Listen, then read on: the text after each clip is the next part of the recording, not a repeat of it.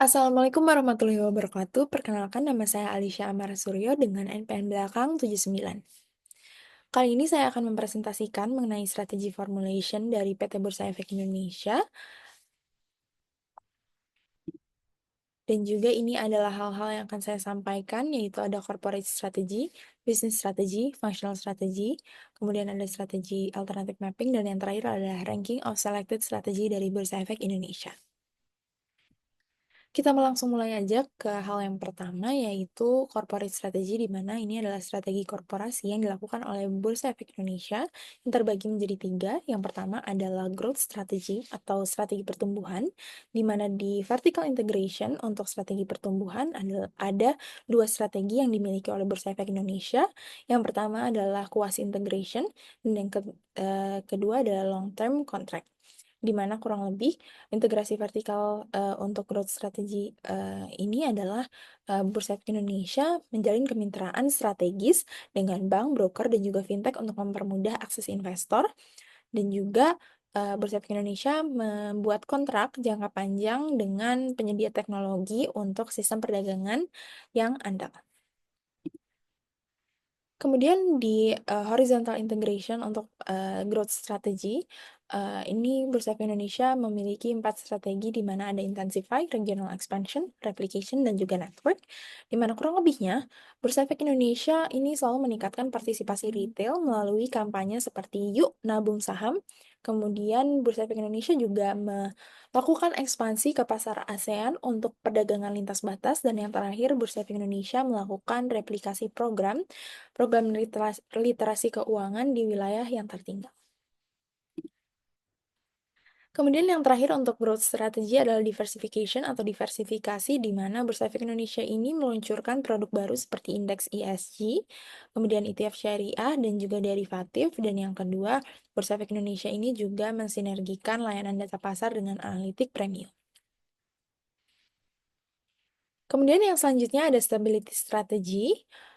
Untuk corporate strategy, di mana Bursa Efek Indonesia memiliki 3 strategi. Yang pertama adalah pause with caution strategy, yang kedua adalah no change strategy, dan yang ketiga adalah profit strategy, di mana di sini Bursa Efek Indonesia selalu mempertahankan operasi intinya, yaitu ekuitas dan juga obligasi, dan juga memantau pasar saat resesi, dan yang terakhir adalah mengoptimalkan pendapatan dari biaya pencatatan dan juga perdagangan di kondisi-kondisi tertentu.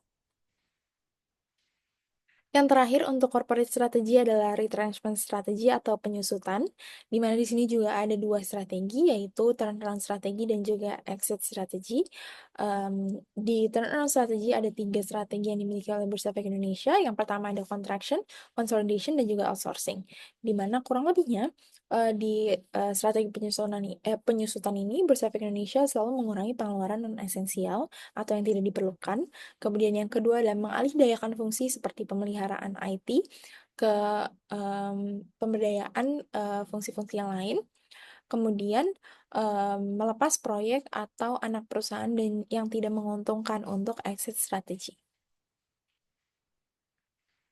Kemudian selanjutnya ada bisnis strategi atau strategi bisnis untuk Bursa Efek Indonesia, di mana yang pertama ada review of strategy business units, di mana saya sudah menganalisis unit bisnis strategis yang dimiliki oleh Bursa Efek Indonesia. Ada 4.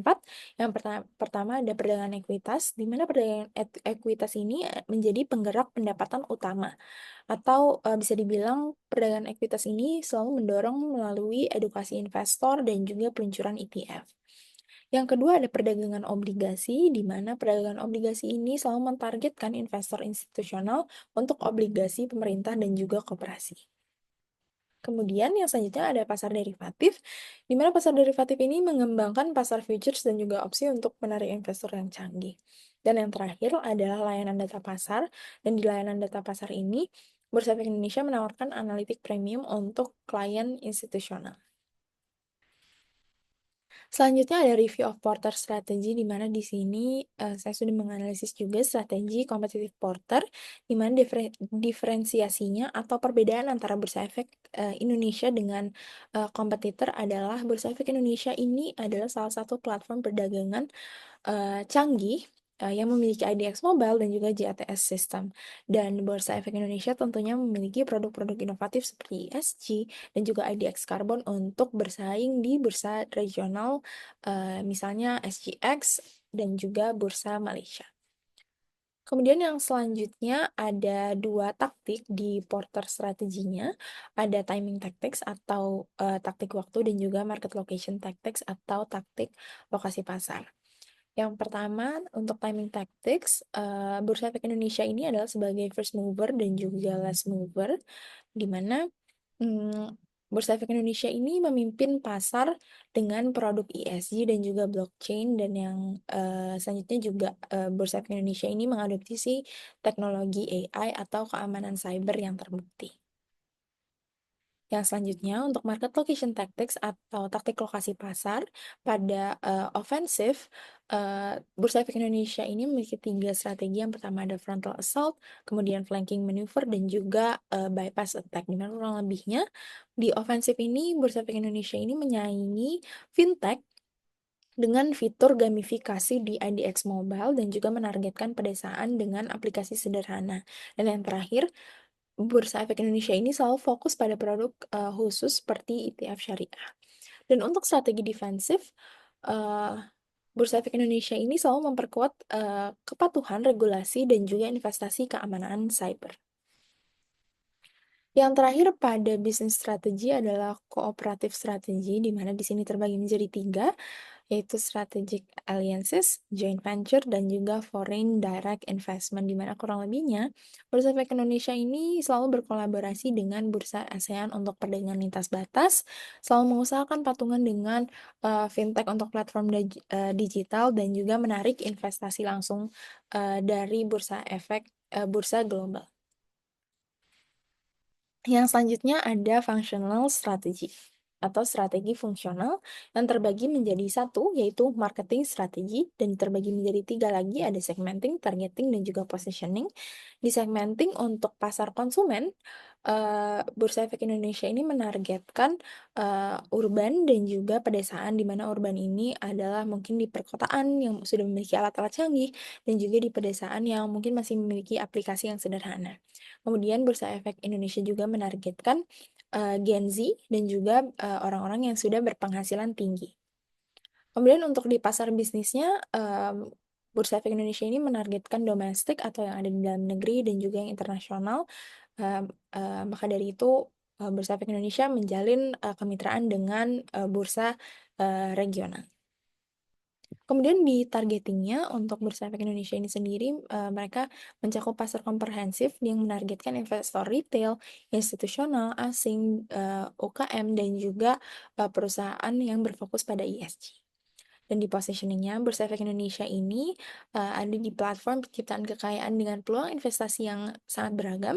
Kemudian Bursa Efek Indonesia juga aksesnya sangat mudah melalui platform yang digital. Dan yang terakhir, Bursa Efek Indonesia ini memiliki biaya kompetitif dan sistem yang andal serta transparan. Kemudian untuk financial strategi ada tiga, yaitu ada financing decision, ada investment decision, dan juga dividend decision, di mana kurang lebihnya untuk di financing decision ini Bursa Efek Indonesia memiliki struktur modal yang seimbang, dan untuk di investment decision, Bursa Efek Indonesia ini selalu menginvestasikan pada teknologi dan juga literasi keuangan. Tentunya untuk perkembangan Bursa Efek Indonesia yang lebih baik lagi. Dan juga untuk di dividend decision, Bursa Efek Indonesia ini selalu mempertahankan dividen stabil untuk kepercayaan kepada investor. Yang selanjutnya ada operational strategi atau strategi operasional, di mana di sini ada 5 strategi. Yang pertama desain, kemudian quality, ada proses, dan juga ada location.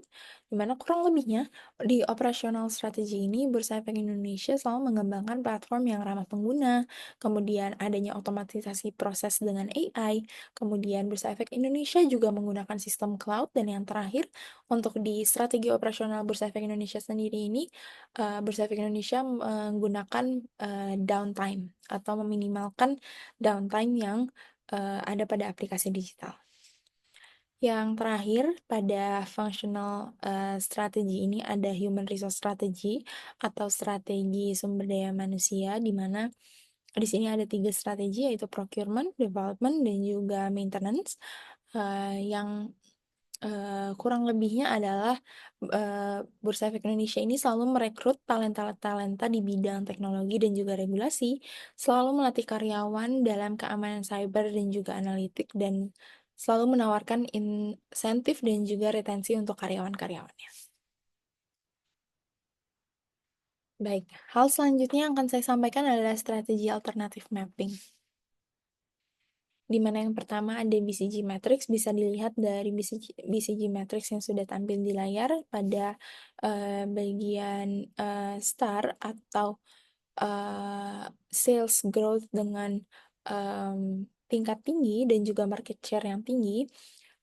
Ini ada equity trading atau perdagangan ekuitas, di mana ini ada 95,54% pangsa pasar dan juga pertumbuhan yang tinggi. Kemudian di question mark ada perdagangan obligasi. Di question mark itu ada bond trading, di mana ini pangsanya sedang masuk ke dalam market share yang medium, namun untuk potensi pertumbuhannya atau sales growth-nya ini tinggi. Kemudian ada di bagian dog, itu ada derivatif, di mana derivatif ini memiliki pangsa pasar yang rendah dan juga pertumbuhan yang rendah. Nah, kemudian yang terakhir di cash cow, ini ada market data service atau layanan data pasar, di mana di sini pangsa pasar dari market data service ini tinggi, namun pertumbuhannya stabil atau medium. Kemudian yang kedua, pada strategi alternatif mapping, kita bisa menggunakan GE Matrix untuk melihat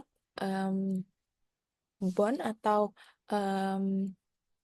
apa saja yang unit bisnis apa saja yang bisa dinilai seperti itu.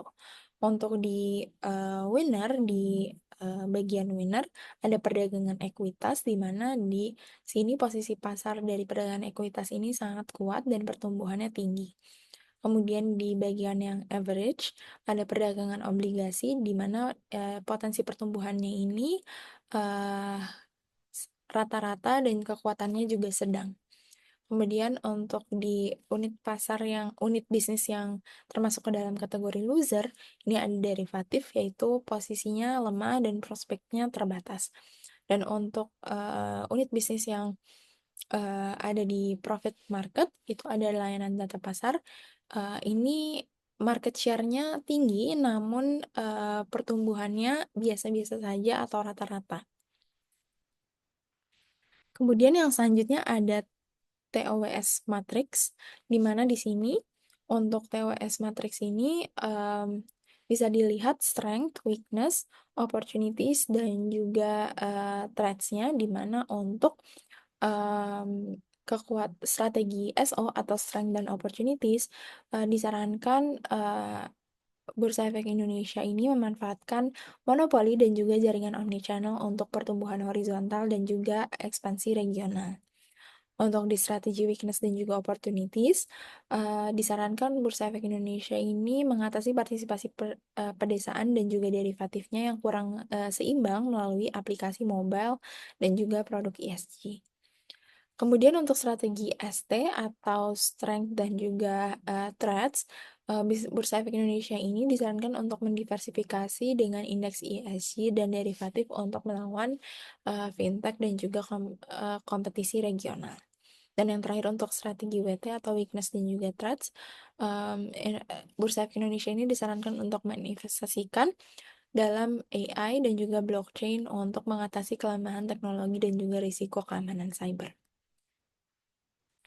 Baik, pada bagian terakhir ini adalah ranking of selected strategy. Jadi, apa yang akan saya sampaikan, ini adalah strategi-strategi terpilih yang akan saya ranking dari 1 sampai dengan 5, di mana yang pertama adalah strategi SO. Di strategi SO atau Strength dan juga Opportunities ini, sebaiknya Bursa Efek Indonesia ini selaras dengan kekuatan monopoli dan juga omnichannel. Kemudian yang kedua, secara langsung Bursa Efek Indonesia ini disarankan untuk secara langsung menangani partisipasi investor dan juga memperjelas tujuan kehadiran regional. Kemudian Yang terakhir pada strategi, strength dan opportunities ini, eee disarankan untuk bursa efek Indonesia ini melakukan, hal-hal yang berdampak tinggi dan juga memiliki risiko yang rendah. Untuk di strategi WT atau, weakness dan threats, ini, disarankan untuk, mmm, bursa efek Indonesia ini lebih kritis untuk mengatasi kelemahan teknologi dan juga keamanan cyber. Kemudian memastikan keberlanjutan, jangka panjang dan kepatuhan dan juga biaya tinggi namun esensial untuk kredibilitas. Kemudian yang selanjutnya, ada strategi ST, yaitu menawarkan pertumbuhan jangka panjang melalui aliran pendapatan baru dan juga menghadapi adopsi lebih lambat dan biaya, research and development lebih tinggi. Kemudian yang selanjutnya strategi WO atau weakness dan juga opportunities, di mana di sini adalah menargetkan pasar pedesaan yang kurang terlayani dan juga derivatif.